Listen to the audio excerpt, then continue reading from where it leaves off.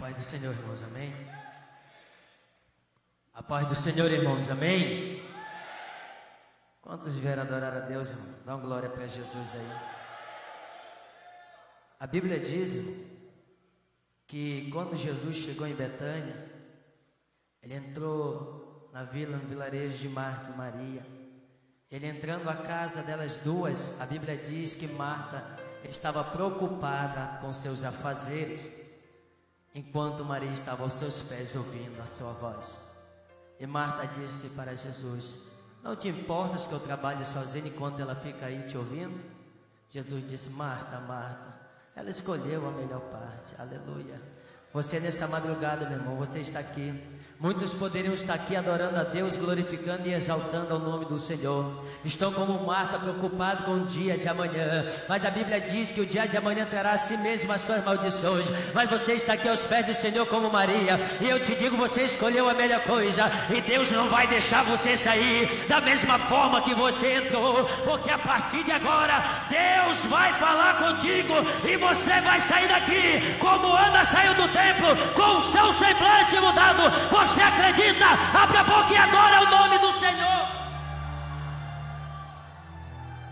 Olhe para o irmão que está do teu lado. Diga para ele: irmão, é hoje que a tampa da chaleira vai voar. Aleluia. Louvado seja Deus. Quero agradecer a Deus, irmão, por essa oportunidade. Fico feliz que o meu Senhor lhe tenha honrado o que ele tem dito para mim. Louva a Deus pela nossa pastora, reverenda pastora Socorro. Que Deus abençoe.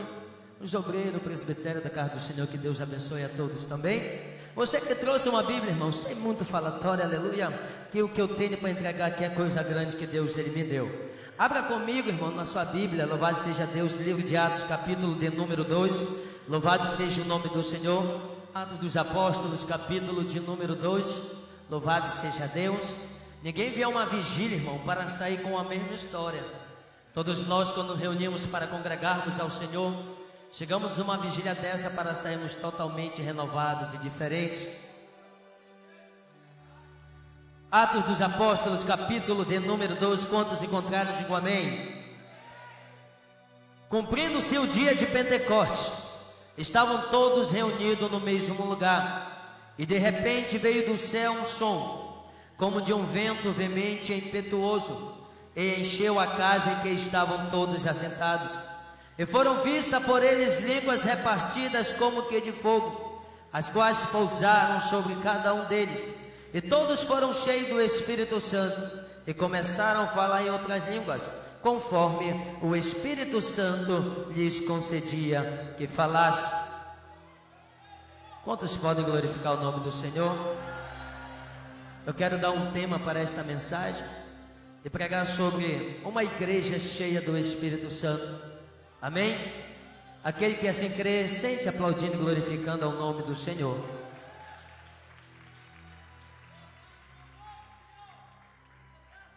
Após iniciar a narrativa do livro de Atos com um breve resumo dos últimos dias de Jesus na terra com seus discípulos, até a sua ascensão aos céus e a escolha de Matias para substituir Judas Iscariote no apostolado, Lucas passa rapidamente para o assunto principal: o crescimento da igreja e a expansão do evangelho. Segundo a Bíblia, Jesus prometeu aos seus discípulos que receberiam poder do Espírito Santo para testemunhar acerca do reino de Deus. O poder do Espírito Santo não é limitado a uma força superior ao que é considerado comum. Tal poder envolve coragem, confiança, perspicácia, habilidade e autoridade. Os discípulos precisariam de todas essas qualidades para cumprirem a sua missão. Jesus instruiu seus discípulos a testemunhar a todos os povos e nações a respeito dele. Porém, foram informados de que deveriam primeiro esperar o derramamento do Espírito Santo. No Antigo Testamento, na aliança passada, somente os reis, os sacerdotes e os profetas eram quem recebiam a presença do Espírito do Senhor. Mas Deus dá uma prévia do que aconteceria nos dias de hoje. Recordo-me que no livro de Números, no capítulo 11, a Bíblia vem dizendo que Moisés acha pesado o seu cargo e clama a Deus e pede ao Senhor que, se possível, venha tirar a sua vida. A Bíblia diz que Deus decide agora ajudar a Moisés, lhe ordenando que ele venha separar 70 anciões e que venha primeiramente santificar-se e purificar-se, e que ao dia seguinte venha apresentar-se perante ao Senhor à porta da tenda da congregação. Tendo eles feito isso, a Bíblia diz que eles vão se purificam e no dia seguinte se apresentam diante do Senhor. A Bíblia diz que Deus desceu em uma coluna de nuvem e tirou do Espírito que estava sobre a vida de Moisés e fez repousar sobre aqueles 70 anciões, as quais somente naquele dia profetizaram. Desde então, Deus começa a anunciar a efusão do seu Espírito por intermédio dos seus profetas. O profeta messiânico por nome de Isaías, ele apareceu e profetizou no capítulo de número 44, versículo de número 3, dizendo: derramarei água sobre o sedento, rio sobre a terra seca, derramarei o meu Espírito sobre a tua posteridade e as minhas bênçãos sobre os teus descendentes. Passados-se os dias, apareceu agora um profeta por nome de Joel, e Joel profetizou no capítulo de número 2, aleluia, versículo de número 28, dizendo: e acontecerá que nos últimos dias, assim diz o Senhor, derramarei eu do meu Espírito sobre toda a carne. Quando isto acontece, Joel notifica dizendo: e os vossos velhos terão sonhos, vossos jovens terão visões, e sobre os servos e as servas derramarei eu meu Espírito naqueles dias. Passados-se os dias, passados-se os meses, passados-se os anos, apareceu agora João Batista à margem do Jordão, pregando uma mensagem de arrependimento, e dizia: eu em verdade vos batizo com água para arrependimento de pecado, mas aquele que vem após mim, ele é antes de mim. Se vocês querem saber, eu, João, não sou digno de desatar as alças das suas sandálias. Ele vos batizará com o Espírito Santo e com fogo. Quando João está terminando de aplicar o seu sermão, João levanta os seus olhos e avista o Mestre Jesus chegando até ele para ser batizado por ele. Quando Jesus notifica ele, João toma um susto e diz para Jesus: tu vens a mim, eu careço de ser batizado por ti. Então Jesus disse para ele: deixa, João, para que se cumpra a justiça de meu Pai. Diz a Bíblia que João tomou Jesus nos seus braços e o batizou nas águas, e tendo Jesus saído do rio, a Bíblia diz que após 400 anos que Deus não falava na terra, o Espírito do Senhor desce novamente, só que agora em forma corpórea de pomba, e batiza Jesus. Sendo Jesus batizado, é conduzido pelo Espírito ao deserto para ser tentado. Tendo Jesus sido tentado, passou no teste, e a Bíblia diz que vieram os anjos e o serviram. Desde então, Jesus dá início ao seu ministério, que foi cumprir a missão do Pai, a ordem que foi lhe dada de morrer pelo povo que havia de herdar a salvação, pelo povo que havia de herdar a vida eterna. Este povo é eu e você, e chegando-se o tempo de cumprir a missão do nosso Mestre Jesus, a Bíblia diz que Jesus está no Getsemane, orando e clamando e dizendo ao Pai: Pai, se possível, passa de mim este cálice, mas que não venha seja feita a minha vontade, e sim a tua. Quando Jesus está acabando de orar, a Bíblia diz que chega a ele o traidor por nome de Judas Iscariote, e com um beijo trai, e diz a Bíblia que Jesus é preso, conduzido até Pôncio Pilatos, e ali Jesus é julgado e condenado à morte de cruz. Foi Jesus, aleluia, escarnecido, zombado. A Bíblia diz que rasgaram as suas vestes, ele vestiram um manto, e diz a Bíblia que coroaram Jesus com uma coroa de espinho, e vai sendo Jesus, aleluia, conduzido para ser açoitado. Depois que Jesus é conduzido para ser açoitado, a Bíblia diz que Jesus é conduzido ao Gólgota, lugar chamado da caveira, e foi Jesus. O profeta messiânico Isaías profetizou e disse que como uma ovelha muda perante os seus tosqueadores, não abriu ele a boca. E quando Jesus chega no Gólgota, Jesus é crucificado ali. Olhando ele para o alto, ele disse: Pai, perdoa-os porque não sabem o que fazem. E diz a Bíblia que passando o seu tempo da sua morte de cruz, ele olhou para o céu e disse: está consumado, em tuas mãos entrego o meu espírito. Morreu Jesus, foi no inferno, tomou a chave da mão de Satanás e disse: todo poder e autoridade foi me dado no céu e na terra. Ora, e diz a Bíblia que ao terceiro dia Jesus ressuscita. E quando as Marias, aleluia, Maria Madalena, aquela que Jesus havia expulsado uma legião de demônio dela, e Maria, mãe de Tiago, estão indo até o túmulo de Jesus. Elas ouvem uma voz dizendo: por que procurai os vivos dentre os mortos? Este Jesus que procurai, ele ressuscitou. E diz a Bíblia que ele se apresenta a elas dizendo: ide diante aos discípulos, e diz para eles que eles vão adiante a Galileia, e lá me apresentarei a eles. Ora, diz a Bíblia que elas vão com muita alegria. Quando elas chegam com os discípulos e notifica, a Bíblia diz que eles não acreditam, e de repente eles ouvem uma voz dizendo: que a paz esteja convosco. Eles ficaram tudo assustados, e pararam, pasmaram, e não acreditavam que era o Mestre Jesus. Diz-nos a Bíblia que Jesus agora pede um favo de mel e toma o mel. Jesus agora pede um punhado de peixe e come também um pedaço de peixe. Quando isto acontece, Jesus agora notifica aos discípulos: ide por todo mundo, pregai o evangelho a toda criatura, e aquele que crê e for batizado será salvo. Mas esperai a promessa aqui de meu Pai, que de mim ouviste, que depois de muitos dias vós sereis revestidos da virtude do Espírito Santo, e vós sereis batizados com o Espírito Santo e com fogo. Diz-nos a Bíblia que Jesus agora, aleluia, notificou a eles que não viessem se ausentar de Jerusalém, mas que esperassem a promessa se cumprir. Diz a Bíblia que eles foram ali, estavam todos reunidos, mais ou menos com 120 pessoas ali, estavam aguardando a promessa do Pai. Eu imagino que estavam ali os 11, e eles clamavam e buscavam. Eu imagino que Pedro olhava para João, e João dizia: e aí, Pedro, já está sentindo alguma coisa? Ele dizia: não, João, vamos esperar, a promessa vai se cumprir. O mestre não é homem para que minta, nem filho do homem para que se arrependa. Ele falou, então vai se cumprir. Vamos continuar clamando, vamos continuar buscando, vamos continuar adorando a face eterna do Pai. Cumprindo-se o dia de Pentecoste, estavam todos reunidos no mesmo lugar, e de repente veio do céu um som como de um vento veemente, impetuoso, e encheu a casa em que estavam todos assentados. E foram vistas por eles línguas repartidas como que de fogo, alamanto reca alabaxalamanda gassúbia, as quais pousaram sobre cada um deles, e todos foram cheios do Espírito Santo. Só quem acredita abre a boca e começa da glória. Alabassumi canta, adaclachanda laplacai decovanai. Esta foi a primeira igreja, o primeiro derramamento do Espírito Santo do Senhor. Prestai atenção para o que eu tenho a vos entregar esta noite. Eu dei um tema para esta mensagem e falei que ia pregar sobre uma igreja cheia do Espírito Santo do Senhor. Ora, esta igreja, ela tem algumas características, e eu quero vos entregar esta noite 4 características de uma igreja cheia do Espírito Santo. A primeira característica de uma igreja cheia do Espírito Santo, ela tem que ter palavra.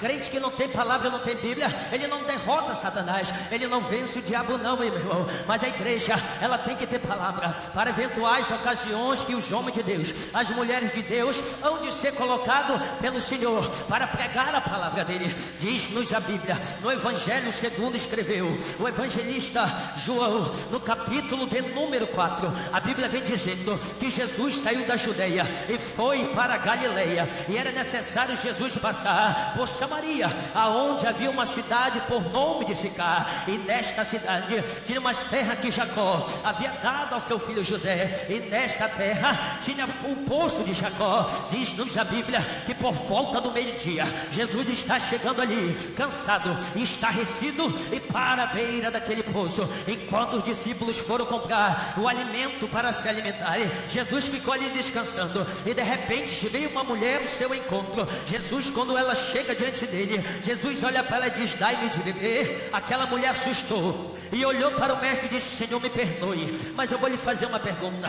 Como sendo tu judeu, pede de beber a mim que sou mulher samaritana? Aleluia, porque, aleluia, os samaritanos não tinham diariedade com os judeus. Olha só a simplicidade de Deus, porque crente que tem palavra, meu irmão, ele prega o evangelho, ele ganha a alma, ele conquista. Diz a Bíblia que Jesus olha para ela e diz: vem cá, minha filha, deixa eu lhe falar uma coisa. Se tu conheceras o dom de Deus, e quem te diz dai-me de beber, tu lhe pediria e ele lhe daria da água viva. Naquele momento ela fica sem entender e diz: me perdoe, mas eu vou lhe fazer outra pergunta. Deixa eu lhe falar uma coisa. Visto que o Senhor não tem balde, não tem corda, e o poço é fundo, como é que tu vai me dar da água viva? Porventura és tu maior do que Jacó, que bebeu ele, os seus filhos, seu gado desse poço? Aonde tu vai me dar esta água viva? Jesus olha para ela e diz: vem cá, minha filha, aquele que beber desta água tornará a ter sede, mas aquele que beber da água que eu lhe der, nunca mais ele terá sede, porque esta água se fará dele uma fonte a jorrar para a vida eterna.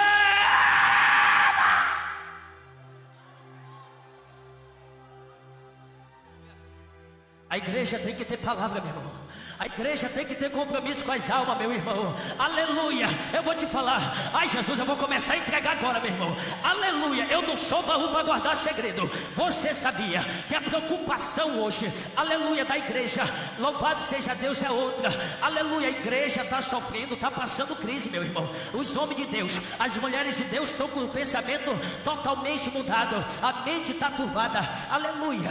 A preocupação que deveria ser entrar em rua, becos, boca de fumo, aleluia, bares e prostíbulos, e trazer os pecadores para Cristo, a briga está sendo diferente. Eu tenho orado ao Senhor e tenho dito para Deus: Deus, queria que nesses últimos dias tu viesse levantar obreiros, levitas, pregadores, pastores e missionários, que viesse brigar pelas almas, que viesse guerrear pelas almas. Ao contrário, estão tudo brigando entre si, cada um quer uma cadeira, cada um quer pregar melhor que o outro, cada um quer cantar melhor que o outro, cada um quer ser maior que o outro. É uma briga discreta, uma briga sem proteção de vida, posições e más posições, e Deus está assistindo tudo dos altos céus e não está alegre, está triste com alguns modos de algumas pessoas que estão depravando a obra do Senhor. Deus não vai permitir que estas pessoas continuem nos seus lugares. Não estão procurando alma, estão procurando seus títulos, as suas grandezas, o seu ministério. Deus vai levantar uma geração poderosa para Cristo na terra. Só quem acredita e pode adorar, manda 2 glórias para o dono da eternidade, que ele merece.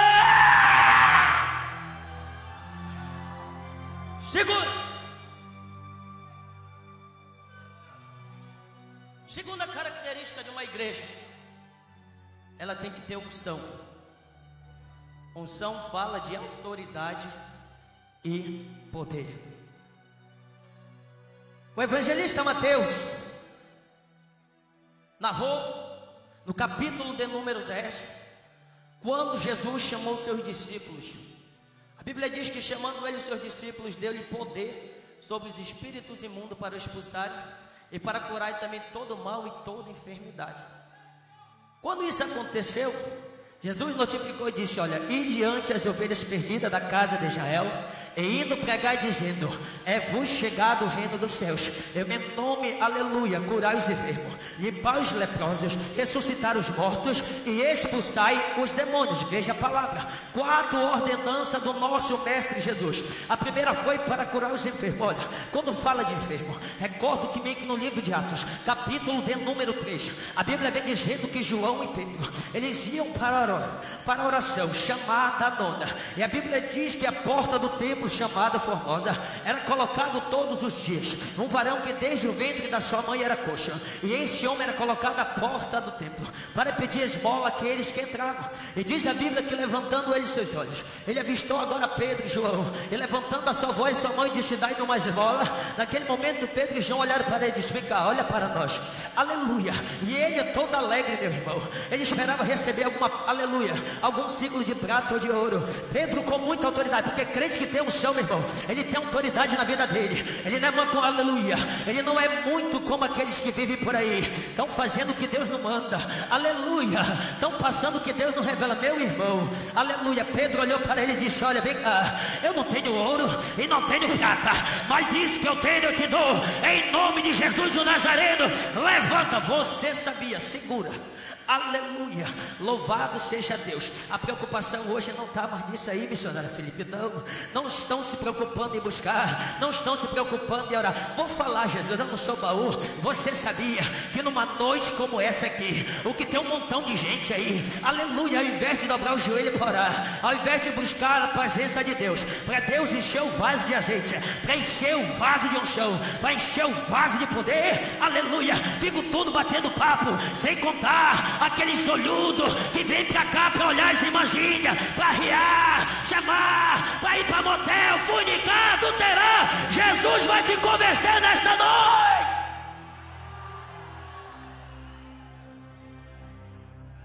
Usa a autoridade que Jesus te deu para te fazer a obra de Deus.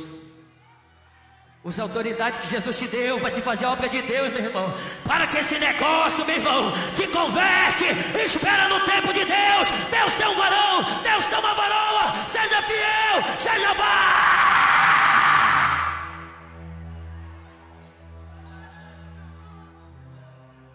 Segunda ordenança: limpai os leprosos. A Bíblia diz, no livro de 2 Reis, capítulo de número 5, que tinha um homem por nome de Naamã. Era este chefe do exército do rei da Síria. Era um homem valoroso diante do rei da Síria, porém este era leproso. A Bíblia diz que quando saíram as tropas de Israel, das terras de Israel, as tropas da Síria saíram das terras de Israel. A Bíblia diz que levaram uma moça escrava com eles, e esta ficou a serviço da mulher de Naamã. E diz a Bíblia que aquela jovem liberou uma palavra dizendo: tomara que o meu Senhor estivesse diante do profeta que está em Samaria, ele restauraria da sua lepra. A Bíblia diz que a mulher de Naamã, agora sabendo, notifica ele. Naamã vai e notifica ao rei da Síria. E o rei da Síria diz: olha, vai na frente, eu vou enviar uma carta ao rei dizendo que tu está indo. A Bíblia diz que quando a carta chega na mão do rei de Israel, aleluia, que ele lê, dizia assim: quando esta casa chegar em ti, saibais que eu estou enviando Naamã, meu servo, para o que o restaure da sua lepra. Quando o rei de Israel, ele leu a carta, ele ficou atribulado, rasgou as suas vestes e disse: porventura sou eu para dar vida e para matar? Aleluia, tenho eu poder para restaurar esse homem da sua lepra, visto que ele procura acusação contra nós. Olha aí, observem, e diz a Bíblia que sabendo Eliseu, o homem de Deus, que o rei havia rasgado as suas vestes, ele enviou um mensageiro ao rei e diz: olha, rei, aleluia, por que rasgaste as tuas vestes? Deixai vir este homem e saberá que há profeta em Israel. Diz a Bíblia que chegando Naamã à porta da casa de Eliseu, aleluia, Eliseu envia até ele um mensageiro dizendo: olha, o meu Senhor mandou te dizer, vai no Jordão e lava-te 7 vezes. Quando Naamã ele recebe esta notícia, ele fica irado, atribulado, e diz: eu pensei que ele ia sair, invocar o nome do Senhor seu Deus e colocaria a mão sobre o leproso e a lepra seria restaurada, porque ele me mandou lavar nessas águas imundas. Ora, não sou melhor Farpar e Abana, rios de Damasco, porque eu tenho que me lavar nessas águas. E